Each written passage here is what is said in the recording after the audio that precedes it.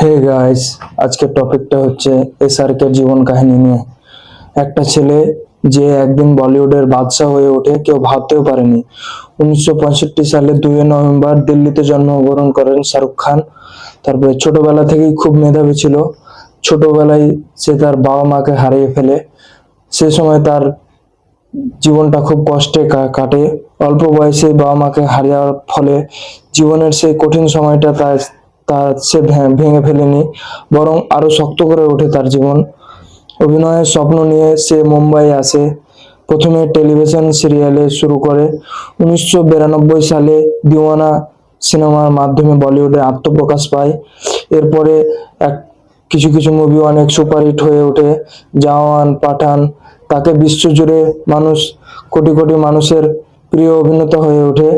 এবং শাহরুখ খান অভিনেতা নয়, সে স্বপ্নকে সত্যি করার একজন জীবন্ত উদাহরণ। মনে রাখবেন, পরিস্থিতি নয়, আপনার পরিশ্রমই আপনার ভবিষ্যৎ তৈরি করে ওঠে। এটাই এসআরকের জীবন কাহিনী। ভিডিওটা যদি ভালো লাগে লাইক, কমেন্ট, শেয়ার করবেন। Thank you everyone.